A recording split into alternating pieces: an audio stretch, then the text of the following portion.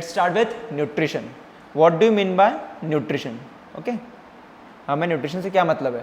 तो न्यूट्रिशन क्या होता है? It is a process by which organism obtain and utilise for the growth, development and maintenance is called nutrition. वो process जिससे organism obtain करते हैं, उसे यूटिलाइज करते हैं ताकि अपना एनर्जी ऑब्टेन करेंगे, यूटिलाइज करेंगे उसको अपनी ग्रोथ, डेवलपमेंट और मेंटेनेंस के लिए. क्या बोलेंगे इसको? हम न्यूट्रिशन बोलते हैं. क्या बोलते हैं इसको हम? न्यूट्रिशन. अब न्यूट्रिशन कैन बी इनऑर्गेनिक और कैन बी ऑर्गेनिक सब्सटेंस. ठीक है ना? ये इनको हम क्या बोलेंगे? न्यूट्रिएंट्स. जो सब्सटेंस आपके फूड में मिल रहे हैं, फूड के में आपके इनऑर्गेनिक या ऑर्गेनिक सब्सटेंस मिल सकते हैं. ठीक है, इनको हम क्या बोलते हैं? न्यूट्रिएंट्स. क्या बोलते हैं इनको हम? Nutrients. This are termed as nutrients. आ रही बात समझ में? वहीं हम आते हैं न्यूट्रिशन इन प्लांट्स में. प्लांट्स में न्यूट्रिशन देखो, प्लांट्स और न्यूट्रिशन दो तरीके से ले सकते हैं. या तो दे कैन बी ऑटोट्रॉफिक और they can be heterotrophic. Plants obtain the nutrition by two ways, either they are autotrophic और they are heterotrophic. Let's start with the autotrophic nutrition in plants. Autotrophic का मतलब क्या है? Autotrophic. Auto means self and trophic means nutrition. ठीक है ना? जब वो सेल्फ न्यूट्रिशन बना सकते हैं, सेल्फ नरिश कर सकते हैं खुद को, तो क्या बोलेंगे इसको हम? ऑटोट्रॉफिक. देखो यहाँ पे ऑटोट्रॉफिक न्यूट्रिशन क्या होता है? In Greek self nourishment. Clear है? ये मैं इसे मेटाफोर न्यूट्रिशन, इसमें होता क्या है? ऑर्गेनिजम्स खुद का फूड बनाते हैं. ऑटोट्रॉफिक न्यूट्रिशन में ऑर्गेनिजम्स अपने खुद का फूड प्रिपेयर करते हैं from inorganic raw materials with the help of energy. Organism inorganic raw materials लेंगे, एनर्जी लेंगे और उससे खुद का फूड प्रिपेयर करेंगे. इसको हम बोलते हैं ऑटोट्रॉफिक न्यूट्रिशन. और ये होता किससे? By process known as photosynthesis. क्या बोलते हैं इस प्रोसेस को हम? फोटोसिंथेसिस. तो ये क्या होता है?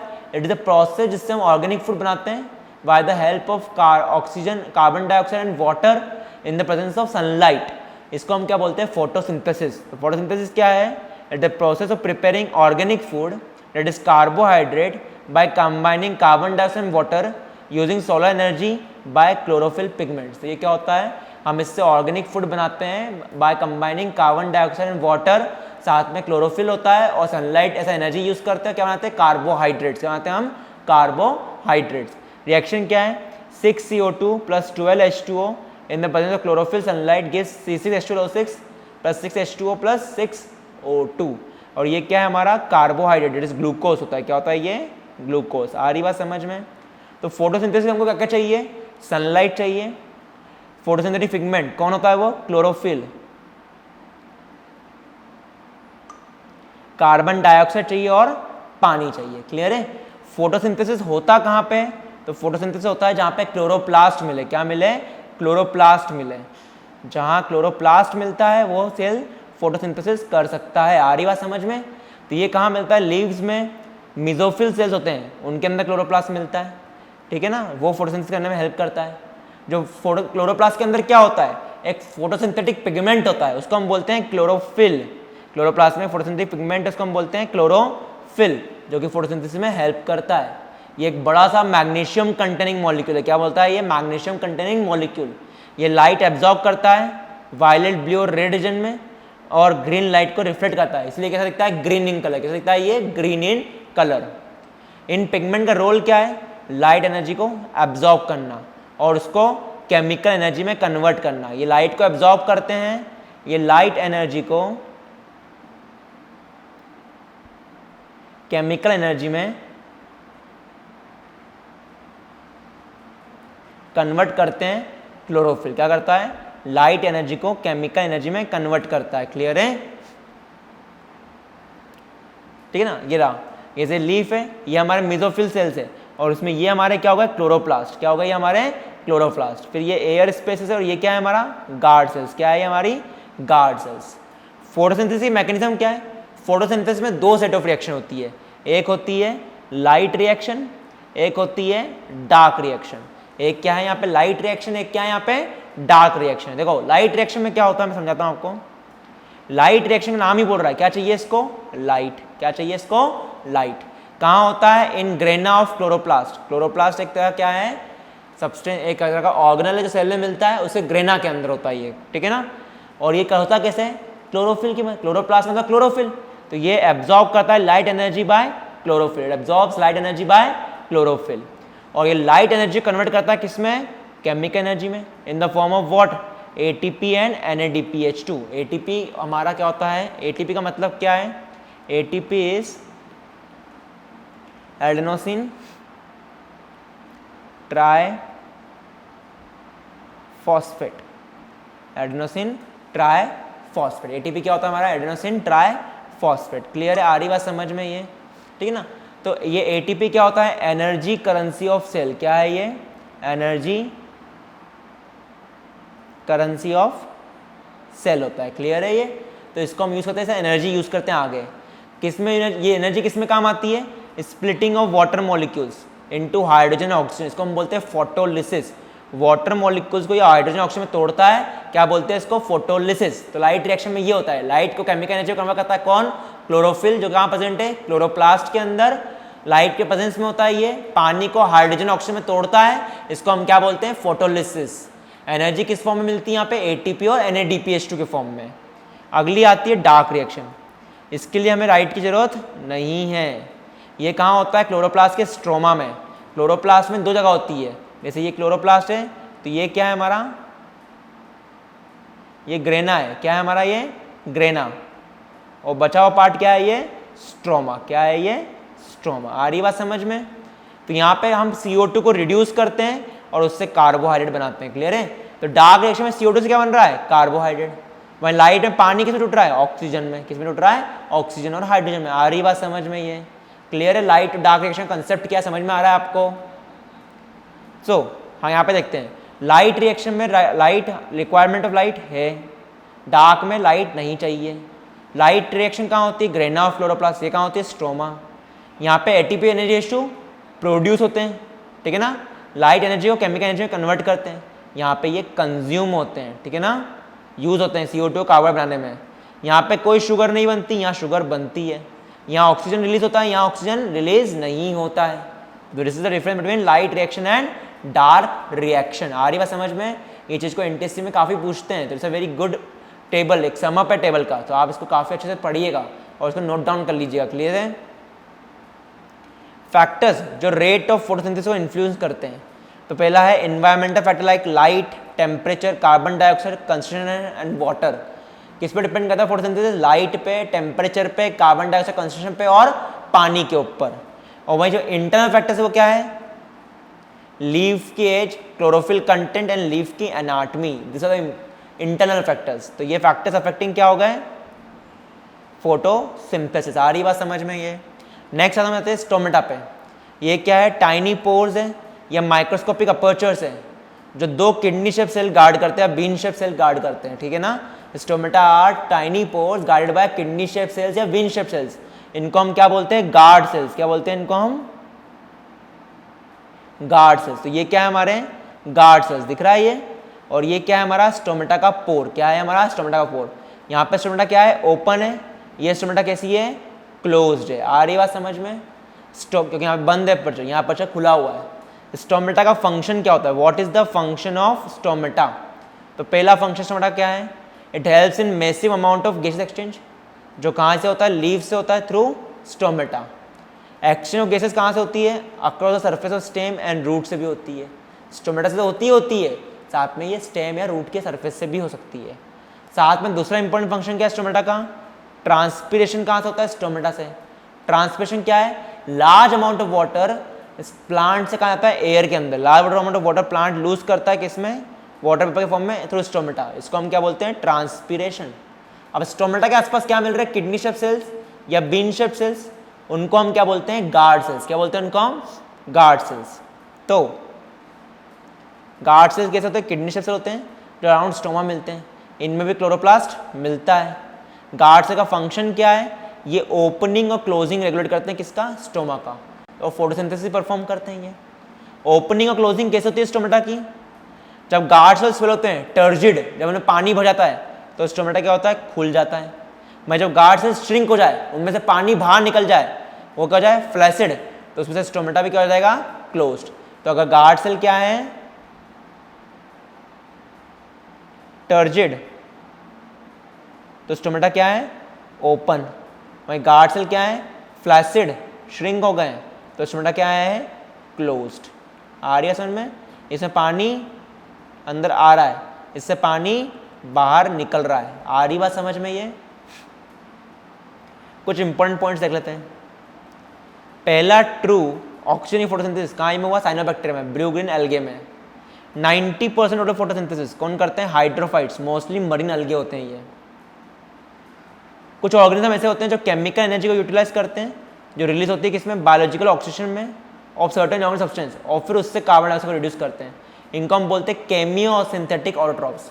फोटोसिंथेटिक नहीं बोलते, क्या बोलते हैं? केमी सिंथेटिक, क्योंकि ये क्या यूज कर रहे हैं? केमिकल एनर्जी जो इनऑर्गेनिक सब्सटेंस के ऑक्सीजन से मिलती है।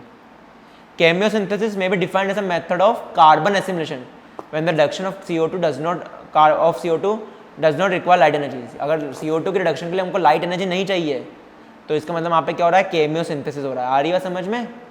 कॉमन केमियोसिंथेटिक फॉर्म्स क्या है? नाइट्रीफाइंग बैक्टीरिया, ये नाइट्रोसोमोनास आती है इसमें, ये अमोनिया को एनओ2 में ऑक्सीडाइज करती है। Sulphur bacteria, iron bacteria and hydrogen and methane bacteria. Generally stomata क्या होती है? ओपन होती है during day time and close होती है during time, but in desert plants stomata open होती है नाइट टाइम में, ठीक है ना। जनरली स्टोमेटा प्लांट्स के अंदर डे टाइम में खुली होती है, नाइट टाइम में बंद रहती है। पर जो अपने डेजर्ट प्लांट्स हैं उसमें वो क्या होती है? नाइट में ओपन होती है ताकि एक्सेसिव लॉस ऑफ पानी ना हो। आ रही बात समझ में? डेजर्ट प्लांट भी क्या करते हैं? CO2 नाइट में लेते हैं और एक इंटरमीडिएट बनाते हैं जो बाद में किस पे एक्ट करता है? उससे उस पर एनर्जी होती है वो एक्ट करती है, जो बाद में क्लोरोफिल जनरेट करता है। आ रही बात समझ में? ये और फिर फाइनली ग्लूकोज बनता है। एक्वाटिक प्लांट में CO2 कहाँ से आता है? फ्रॉम द वाटर, ठीक है ना, जो कि डिजॉल्व फॉर्म में होता है। आ रही बात समझ में? ये जो डिफ्यूजन से आता है, कैसे आता है भाई? डिफ्यूजन। नाइट्रोजन बहुत इसेंशियल है किसके लिए? प्रोटीन सिंथेसिस के लिए एंड क्लोरोफिल, DNA और RNA बनाने के लिए। और नाइट्रोजन किस फॉर्म में लेते हैं हमेशा? It is taken in the nitrate से नाइट्राइट फॉर्म में। क्लियर है? जो कौन बनाता है? सिम्बायोटिक बैक्टीरिया बनाती है फ्रॉम एटमॉस्फेरिक नाइट्रोजन। तो ये क्या था हमारा? Autotrophic nutrition. आ रही बात समझ में? अगला क्या है हमारा? Heterotrophic nutrition in plants. तो कुछ प्लांट्स अपना फूड बाहर से लेते हैं, वो अपना खुद का ऑर्गेनिक सब्सटेंस नहीं बना सकते, ठीक है ना। इनऑर्गेनिक सब्सटेंस से वो अपना ऑर्गेनिक फूड नहीं बना पाते, तो वो कहाँ से लेते हैं? फ्रॉम एक्सटर्नल सोर्स अपना फूड लेते हैं उनके न्यूट्रिशन के लिए। इसको बोलते हैं हम हेट्रोट्रॉफिक न्यूट्रिशन या हेट्रोट्रॉफिक प्लांट्स बोलते हैं। एग्जाम्पल क्या है पहला इसका? सैप्रोफाइट्स। ये प्लांट्स ग्रो करते हैं, लीव करते हैं कहाँ ग्रो करते हैं, कहाँ लीव करते हैं? ऑन रोटिंग डेड लीव्स, जैसे Indian pipe and coral would say example है। ये जो मरे हुए प्लांट्स हैं उनके ऊपर ग्रो करते हैं। क्लियर है? अगला आता है पैरासाइटिक प्लांट्स। ये क्या होंगे? किसी प्लांट के ऊपर निर्भर करेंगे, they depend on some another plant for their nutrition. जैसे डॉडर है, कसकटा, जैसे एक नाम क्या है? अमर बेल या आकाश बेल। ये पैरासाइटिक प्लांट है, इसका क्लोरोफिल नहीं होता है, ये येलो कलर का होता है और एक तरह क्लाइंबर, ये प्लांट को अपनी तरफ उसके पूरा क्लाइम कर लेता है। क्लियर है? और फिर उससे सक करता है न्यूट्रिशन को। आ रही बात समझ में? With the help of their phloem. Cuscuta में कोई रूट्स भी नहीं होती इन द मैच्योर कंडीशन, तो ये बंच प्रोड्यूस करता है, whitish and yellowish bell shape flowers निकालता है ये। क्लियर है? अगला क्या है? Insectivorous plants. ये प्लांट्स क्या होते हैं? Autotrophic. This certain plants which are autotrophic. ये ऑटोट्रॉफिक है, लीव्स ग्रीन है, क्लोरोफिल है, पर ये हेटेरोट्रॉफिक न्यूट्रिशन भी दिखाते हैं। कैसे? बाय ईटिंग इंसेक्ट्स, क्योंकि जो न्यूट्रिशन को सॉइल में नहीं मिल रहा है वो इनको कहाँ से मिल जाएगा? इंसेक्ट से मिल जाएगा। इनके एग्जाम्पल, ये बेस्ट एग्जाम्पल है इसके। क्लियर है? क्योंकि ये इंसेक्ट में फीड करते हैं। ये हैबिटाट का मॉडिफिकेशन हुआ। क्या हुआ कि हैबिटाट में सॉइल में वो पर्टिकुलर न्यूट्रिएंट्स नहीं है, तो इसने क्या करा? इंसेक्ट से वो ले लिए, तो एक तरह का क्या हुआ? मॉडिफिकेशन अकॉर्डिंग टू हैबिटाट हुआ। क्लियर है? ये इसके example pitcher plant, nepenthes, sundew, Venus fly trap and bladder what. फिर अगला क्या आता है? Symbiotic relationship. इसमें क्या होता है? दो प्लांट्स, दो एनिमल्स, दो ऑर्गेनिज्म आपस में म्यूचुअली एक दूसरे से क्या होते हैं? रिलेशन में होते हैं। They are mutually beneficial association होता है उन दोनों के बीच में, जिसमें वो एक साथ रहते हैं ताकि एक दूसरे को शेल्टर न्यूट्रिएंट्स में हेल्प कर सकें। इसको बोलते हैं सिम्बायोटिक रिलेशनशिप। इसका एग्जाम्पल है माइकोराइजिया और लाइकेन, इसका एग्जाम्पल होता है। माइकोराइजिया ये सिम्बायोटिक एसोसिएशन है किसका? माइसिलियम और फंगस का with roots of certain plants, like conifers या ऑर्चिड्स में, ठीक है ना। वहीं लाइकेन्स जो है वो एसोसिएशन होता है इनमें से क्लोरोफिल कंटेनिंग पार्टनर अलगे एंड फंगस साथ में रहता है। लाइकेन में क्लोरोफिल अलगे होता है जिसमें जो फूड बनाएगा, और एक फंगस जो प्रोटेक्शन दे रहा है। माइकोराइजिया में कहता है एक बड़ा ट्री था और एक फंगस था, फंगस को न्यूट्रिएंट्स दे रहा है, ट्री उसको खाना दे रहा है। वहीं अलगे लाइकेन में क्या? एक फंगस है और एक अलगे, अलगे उसको खाना देगा और फंगस क्या देगा उसको, प्रोटेक्शन देगा। क्लियर है? साथ में शेल वाटर और मिनरल्स भी प्रोवाइड करता है अलगे को, है ना, और वहीं अलगे उसको क्या देता है, फूड। तो ये था न्यूट्रिशन इन प्लांट्स, जिसमें हमने एक ऑटोट्रॉफिक देखा और एक हेटेरोट्रॉफिक देखा। ऑटोट्रॉफिक में खुद का फूड बनाता है, हेटेरोट्रॉफिक में वो फूड कहीं और से लेता है। उसमें हमने डिफरेंट टाइप ऑफ प्लांट्स देखे, saprophyte, parasitic, insectivorous and mutualism. Clear है? अब हम आते हैं किस पे, न्यूट्रिशन इन एनिमल्स पे। न्यूट्रिशन इन एनिमल्स, इसमें पहला क्या है, हेटेरोट्रॉफिक न्यूट्रिशन। हाँ भाई बताया हेटेरोट्रॉफिक न्यूट्रिशन क्या है, जिसमें एनिमल्स खाना किसी और पर्सन से, किसी और इनडायरेक्टली प्लांट से कहीं से ऑक्यूपाई करे, फ्रॉम डेड या लिविंग प्लांट से। क्लियर है? रेडीमेड फूड ले, आइदर फ्रॉम डेड या लिविंग प्लांट से, एनिमल से, इनको बोलते हैं हेटेरोट्रॉफ्स। एग्जाम्पल है एनिमल, फंगाई, कुछ प्रोटिस्ट और बैक्टीरिया। 3 तरह के होते हैं ये। पहला holozoic, holozoic is ingestive nutrition, जिसमें एनिमल्स पूरा पूरा खाना ले लेंगे। होलो मतलब होल, पूरा, तो वो पूरा पूरा खाना ले लेते हैं, होल मटेरियल लेते हैं पूरा अंदर, सॉलिड फूड, और फिर उसको ब्रेक डाउन करते हैं, डाइजेशन करते हैं उसका। क्लियर है? तो ये हर्बीवोर होते हैं जैसे काउ, कार्निवोर जैसे लायन, एंड ओमनीवोर जैसे रेट। हर्बीवोर मतलब क्या, जो सिर्फ प्लांट्स का, कार्निवोर जो सिर्फ एनिमल्स या नॉनवेज, और ओमनीवोर जो कि प्लांट्स और एनिमल्स दोनों कर सकते हैं। क्लियर है? अगला आता है सेप्रोट्रॉफिक। सेप्रोट्रॉफिक बताया, अगर वो न्यूट्रिशन कहाँ से ले रहा हो, डेड या डिकेइंग मटेरियल से, तो क्या बोलेंगे, सेप्रोट्रॉफिक न्यूट्रिशन। तो अगर ऑर्गेनिज्म कहाँ से ले रहा है, डेड या डिकेइंग से, तो इसको बोलेंगे सेप्रोट्रॉफिक या सेप्रोट्रॉप्स नाम होता है इसका। क्लियर है? तो ये फूड मटेरियल को तोड़ेंगे, डाइजेस्टिव एंजाइम्स को अपनी बॉडी के बाहर निकालते हैं, वहाँ से फूड मटेरियल का ब्रेकडाउन होता है और फिर इसको एब्जॉर्ब करते हैं। एग्जाम्पल क्या है इसका, बैक्टीरिया, फंगाई, जैसे मशरूम, ईस्ट, है ना। अगला है पैरासाइटिक। इसमें मोडल न्यूट्रिशन क्या होगा, एक ऑर्गेनिज्म दूसरे ऑर्गेनिज्म पर डिपेंड करेगा न्यूट्रिशन के लिए, उसको पूरी तरीके से मारेगा नहीं, it will depend on it, partly nutrition लेगा विद ओवर टाइम, इसको बोलते हैं पैरासाइटिक। तो जिस पे वो ले रहा है न्यूट्रिशन उसको हम बोलेंगे होस्ट, और जो न्यूट्रिशन छीन रहा है वो क्या है, पैरासाइट। एग्जाम्पल क्या है इसके, टिक्स, लाइस, लीचेस एंड टैपवॉर्म। ठीक है? This is the word holozoic nutrition. तो होलोजोइक न्यूट्रिशन में 5 मेजर स्टेप होती है। पहली स्टेप क्या है, इंजेशन, फूड को अंदर लेना। तो पहला क्या है, फूड को लेना और उसे च्यू करना या एब्जॉर्ब करना या स्वेलो करना। दूसरा डाइजेशन, उस कॉम्प्लेक्स फूड को सिंपलर फूड में तोड़ना, is called as digestion. Clear है? With the help of digestive enzymes. फिर एब्जॉर्प्शन, जो फूड डाइजेस्ट हुआ है उसको एब्जॉर्ब करना और बॉडी टिश्यू साइटोप्लाज्म में पहुंचाना। फिर एसिमिलेशन, उस एब्जॉर्ब फूड को यूज करना, उससे एनर्जी निकालना। और इजेशन, मतलब जो फूड अनडाइजेस्टेड रह गया है उसको बाहर निकाल देना।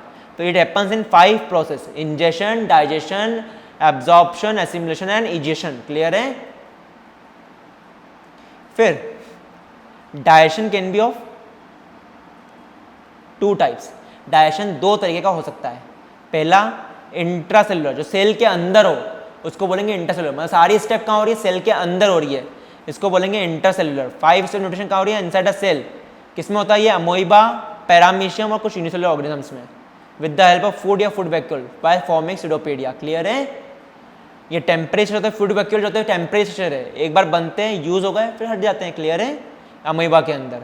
और एक होता है एक्स्ट्रा सेलुलर, मतलब सेल के बाहर डाइजेशन हो रहा है। ये मैनी एनिमल्स में ये डाइजेशन होता है एक्स्ट्रा सेलुलर, जो सेल के बाहर होता है। इसमें फूड एक कैविटी में आता है जिसको हम बोलते हैं एलिमेंट्री कैनाल। क्लियर है?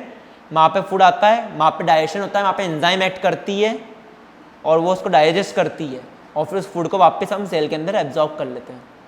तो हम किस पाएंगे, ह्यूमन डाइजेस्टिव सिस्टम पे।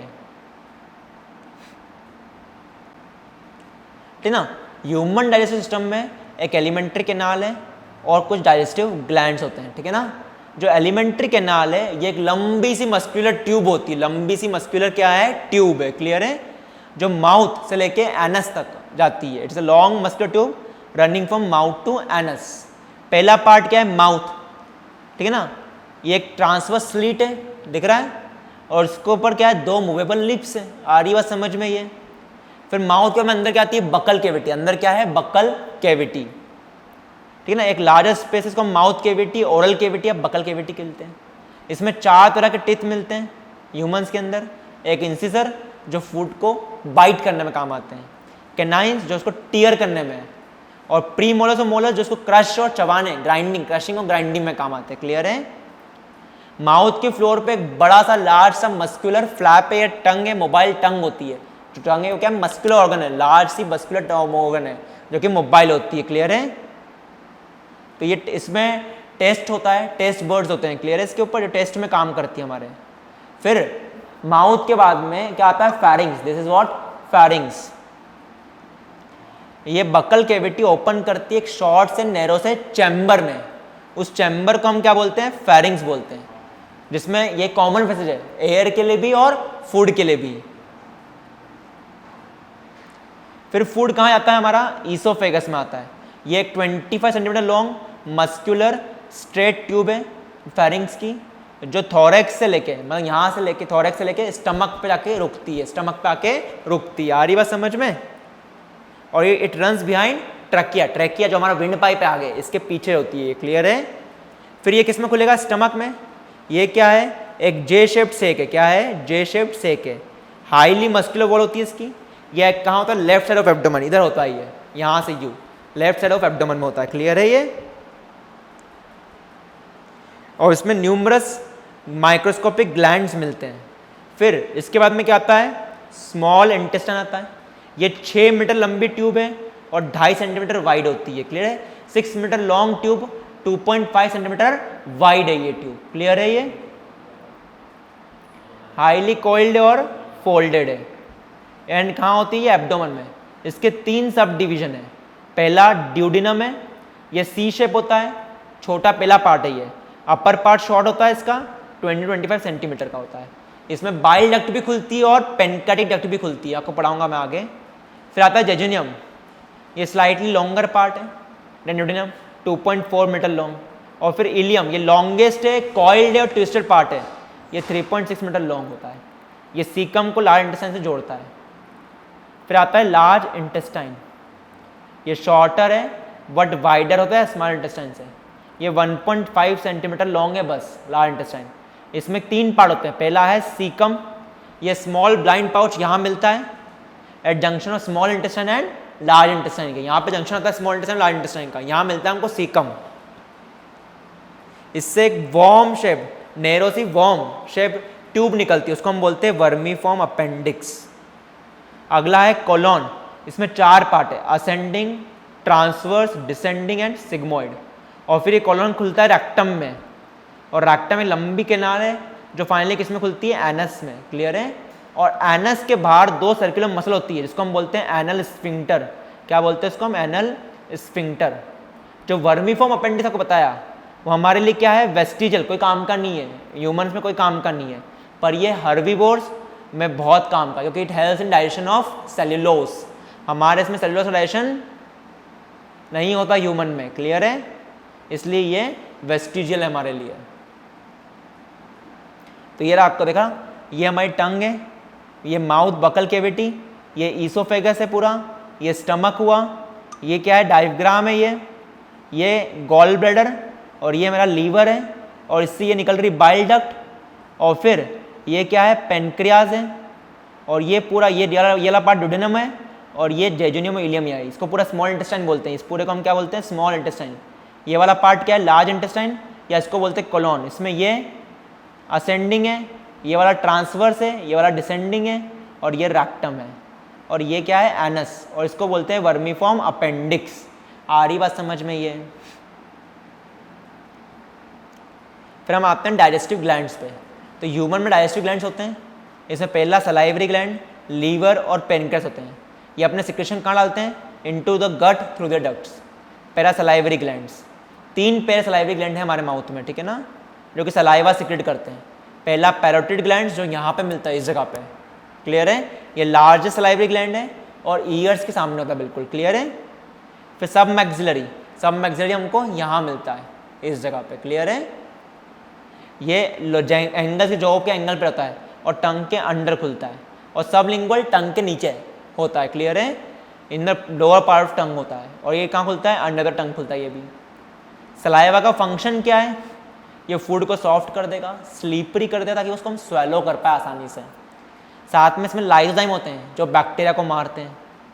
साथ में डाइजेशन में हेल्प करता है, इसमें एक एंजाइम मिलता है सलाइवरी अमाइलेस, या एक और नाम क्या है इसका, टाइलिन, जो डाइजेस्ट करता है किसको, स्टार्च को, माल्टोज में या डेक्स्ट्रीन में। आ रही है सुने, तो डाइजेशन में हेल्प करता है ये।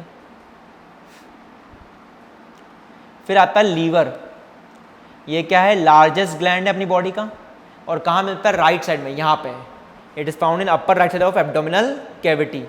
क्या बनाता है, बाइल जूस। और बाइल का इंपॉर्टेंट रोल है किसमें, डाइजेशन ऑफ फैट्स में। बाइल को स्टोर कहाँ करते हैं हम, गॉल ब्लैडर में। बाइल जैसा काम क्या है, ये अल्कलाइन मीडियम प्रोवाइड करता है, साथ में फैट को इमल्सीफाई करता है। मतलब जो बड़े फैट के ग्लोबुल है उसको एंजाइम डाइजेस्ट नहीं कर पाती है, तो ये जो बाइल है ये क्या करता है, इसको छोटे छोटे ग्लोबुल में तोड़ देता है, जिसको इजीली एंजाइम एक्ट करके डाइजेस्ट कर सकती है। आ रही बात समझ में। इसमें सॉल्ट होते हैं, बाइल सॉल्ट, जो कि हेल्प करते हैं इमल्सिफिकेशन में। क्लियर है ये। फिर हम आते हैं पेनक्रियाज पे। ये हेट्रोक्राइन ग्लैंड है, ठीक है ना, ये स्टमक के पीछे होता है। हेट्रोक्राइन का मतलब क्या है, ये एंडोक्राइन भी और ये एक्सोक्राइन भी है, मतलब इसके सिक्रेशन ब्लड में भी जाते हैं और डक्ट से भी आते हैं। क्लियर है। जो एक्सोक्राइन पार्ट है पेनक्रियाज का, उससे पेनक्रियाटिक जूस निकलता है, जो कार्बोहाइड्रेट, प्रोटीन और फैट को डाइजेस्ट करता है। क्लियर है। ये कार्बोहाइड्रेट को माल्टोज और डेक्स्ट्रोज में कन्वर्ट करता है, प्रोटीन को अमीनो एसिड्स में, और फैट्स को फैटी एसिड और ग्लिसरॉल में। तो हम आते हैं डाइजेशन होता कैसे, डाइजेस्टिव प्रोसेस पूरी देखते हैं। तो digestive involves two kind of process. पहली है मैकेनिकल, इसमें क्या होगा, कटिंग, ग्राइंडिंग, सलोइंग, ताकि फूड स्मॉल पार्टिकल में हो जाए और फूड किनारे के अंदर पहुंच जाए, ताकि और छोटा हो जाए, ताकि इस पर एंजाइम आराम से काम कर सके। फिर लिप्स क्या करती है, फूड को होल्ड करती है माउथ के अंदर, और फिर उसको सकिंग और सिपिंग में हेल्प करती है। टीथ उसको काटते हैं, ग्रिंड करते हैं और च्यू करते हैं उसको। टंग उसको च्यूइंग में मैनिपुलेट करती है, मिक्सअप करती है और स्मॉल स्मॉल बॉल्स बनाती है, इसको हम बोलते हैं बॉलस, जो कि स्वेलिंग करता है। इसोफेगस से ये बॉलस नीचे आता है by the help of constriction of muscles, circular muscles constrict करती है जो उसको धक्का मारती है नीचे, इसको हम बोलते हैं पेरिस्टाल्सिस। क्या बोलते हैं इसको हम, पेरिस्टाल्सिस। सर्कुलर मसल्स कॉन्स्ट्रिक्ट करके इसको धक्का मारती है अंदर की तरफ, इसको हम क्या बोलते हैं, पेरिस्टाल्सिस। क्या बोलते हैं इसको हम, peristalsis, movement of oesophagus. Clear है। और फिर स्टमक क्या करता है, इस फूड को चम करता है, मिक्स करता है, ऐसा बिल्कुल जैसे ग्रिंडर होता है ना, वैसे ग्रिंडर, मिक्सर ग्रिंडर के साथ मिक्स करता है इसको विद गैस्ट्रिक जूस, जो कि गैस्ट्रिक ग्लैंड्स बनाते हैं, और इसको पार्शली वो डाइजेस्ट भी करता है। क्या बनाता है, काइम। क्या बनाता है वो, काइम बनाता है।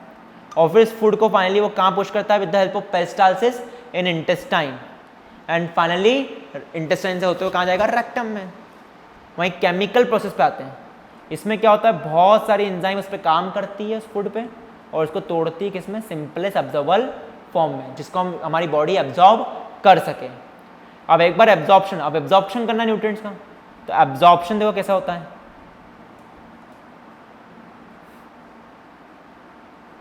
तो बहुत कम एब्जॉर्प्शन कहाँ होगा, पानी, स्टमक में, जैसे वाटर, सॉल्ट या अल्कोहल, ये चीज़ होती है जो कि स्टमक में एब्जॉर्ब हो जाती है। क्लियर है। वहीं मैक्सिमम एब्जॉर्प्शन कहाँ होता है, कुछ एब्जॉर्प्शन थोड़ा बहुत होता है लार्ज इंटेस्टाइन में, वहीं मैक्सिमम एब्जॉर्प्शन कहाँ होगा, स्मॉल इंटेस्टाइन में।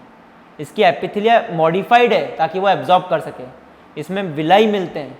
विलाई क्या होता है, जैसे एपिथेलिया जैसे ये है, तो स्मॉल एपिथेलिया इस तरह से होती है, ऐसे इसको अंदर फिंगर लाइक प्रोजेक्शंस मिलते हैं, इसको हम बोलते हैं विलाई, जो कि सरफेस एरिया बढ़ाते हैं। क्या बढ़ाते हैं, इसका काम क्या है, इट इंक्रीजेस सरफेस एरिया, साथ में इंटेस्टाइन में अंदर हो जाते हैं तो एब्जॉर्प्शन में हेल्प करते हैं। और विलाई में क्या होते हैं, ब्लड कैपिलरीज, साथ में लैक्टियल्स, क्या होती है, लैक्टियस, जिसमें लिम्फ होता है। क्लियर है। तो जो कि एब्जॉर्प्शन में और हेल्प करती है। फिर इन विलाई पे क्या होते हैं, माइक्रो विलाई, ऐसे क्या होते हैं ये, माइक्रो विलाई। ये प्लाज्मा मेम्ब्रेन की फोल्डिंग होती है, एक्चुअली सेल की आउटर मेम्ब्रेन की फोल्डिंग होती है। तो ये कॉलमनर सेल्स होते हैं इंटेस्टाइनल एपिथेलिया के, जिनमें माइक्रोस्कोपिक आउटपुट है माइक्रो विलाई, जो और सरफेस एरिया बढ़ाती है ताकि और अच्छा एब्जॉर्प्शन हो सके। जो प्रोडक्ट एब्जॉर्ब होते हैं ब्लड कैपिलरी में, वो क्या है, amino acid and monosaccharide like glucose, fructose and galactose. वहीं जो लैक्टियल्स में, मतलब लिम्फ में आ रहे हैं, वो क्या है, फैटी एसिड एंड ग्लिसरॉल होते हैं। क्या होते हैं, फैटी एसिड और ग्लिसरॉल, मतलब फैट्स जो है वो इसमें जाएंगे। वहीं कार्बोहाइड्रेट्स और प्रोटीन्स कहाँ में जाएंगे, अमीनो एसिड किस में जाएंगे, ब्लड कैपिलरी में। फिर जो एब्जॉर्ब किया उसको यूज भी करना है, असिमिलेशन। तो इस एब्जॉर्ब फूड मटेरियल को हम कहाँ भेजते हैं, सेल के पास भेजते हैं। ठीक है ना। अमीनो एसिड कहाँ आता है, लीवर में आता है, और इससे हम अमोनिया ग्रुप निकाल देते हैं, और फिर अमोनिया ग्रुप को हम कन्वर्ट करते हैं यूरिया में, और इसको हम यूरिन में बाहर निकाल देते हैं। ठीक है ना। वहीं जो बचे हुए सेल्स है वो इसको यूज करते हैं, प्रोटीन्स की फॉर्म में ट्रांसफॉर्म कर लेते हैं, अमीनो एसिड्स को, इससे प्रोटीन बनाते हैं। ठीक है ना। जो एक्सेस ऑफ ग्लूकोज है, ज़्यादा ग्लूकोज होता है, उसको हम लीवर और मसल में स्टोर कर लेते हैं in the form of glycogen, and बाकी को बॉडी सेल्स यूज़ कर लेता है। एक्सेस फैट है वो भी लीवर में एब्जॉर्ब हो जाता है। एक्सेस फैट जो है वो भी क्या होगा, लीवर और मसल सेल और एडिपोज टिश्यू में क्या हो जाएगा, स्टोर हो जाएगा। फिर अगली प्रोसेस क्या, इजेशन। जो अनडाइजेस्टेड फूड है या जो अनएब्जॉर्ब फूड है वो लार्ज इंटेस्टाइन से निकलता है। कॉलोन उससे क्या होता है, बचा हुआ पानी और सॉल्ट एब्जॉर्ब कर लेगा, और जो बचा हुआ अनडाइजेस्टेड फूड है, जो सेमी सॉलिड वेस्ट है, वो फीकस के फॉर्म में रेक्टम से बाहर निकल जाएगा। इसको फिर एनस रिमूव कर लेता है बाय प्रोसेस कॉल्ड इजेशन या डेफिकेशन। ई कोलाई बैक्टीरिया मिलती है कॉलोन के अंदर, जो विटामिन B1, B2 और K बनाती है, जो हमारी बॉडी के लिए इंपॉर्टेंट है। क्लियर है। फिर हम आते हैं डाइजेशन एंड रूमिनेंट्स। ये हमने ह्यूमन से देखा रूमिनेंट्स कैसे खाना खाते हैं। तो जो ग्रास ईटिंग एनिमल्स है, जैसे काव हुआ, ऑक्स हुई, बफेलो या शीप है, तो ये पहले फूड को स्वेलो कर लेंगे, उसको च्यू ही नहीं करते, चबाते नहीं है। हम चबा के स्वेलो करते हैं, ये स्वेलो कर लेंगे, चबाते नहीं है। जब वो बराबर फीडिंग कर लेंगे तो बाद में वो फूड को स्टमक से वापस पुश करते हैं माउथ में और फिर इसको च्यू करते हैं। इसको हम बोलते हैं रूमिनेशन। इस प्रोसेस को हम क्या बोलते हैं, रूमिनेशन। और ऐसे एनिमल्स हम क्या बोलते हैं, रूमिनेंट्स।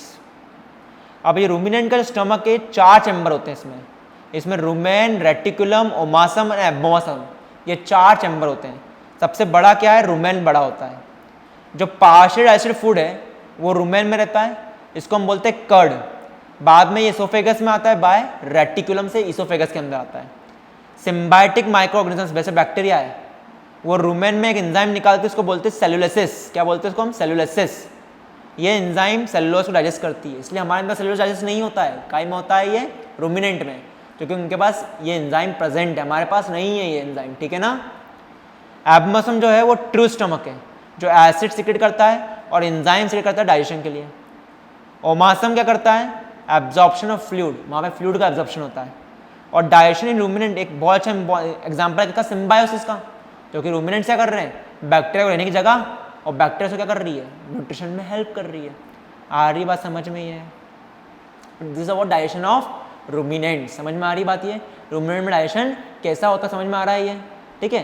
तो ये था हमारा digestion in humans and ruminants, और हेटेरोट्रॉफी न्यूट्रिशन कैसे होता है। बाकी प्लांट्स में ऑटोट्रॉफी और हेटेरोट्रॉफी न्यूट्रिशन कैसे होता है, ये सिर्फ हल्का छोटा सा पार्ट है किसका, लाइफ प्रोसेस का, न्यूट्रिशन का। इसके ऊपर हम कुछ क्वेश्चंस करेंगे और बाल पहले, और फिर हम जाएंगे अगले टॉपिक के अंदर। तो ये एक न्यूट्रिशन लाइफ पर्सनल के चैप्टर का एक टॉपिक कंप्लीट हुआ है, वो है न्यूट्रिशन।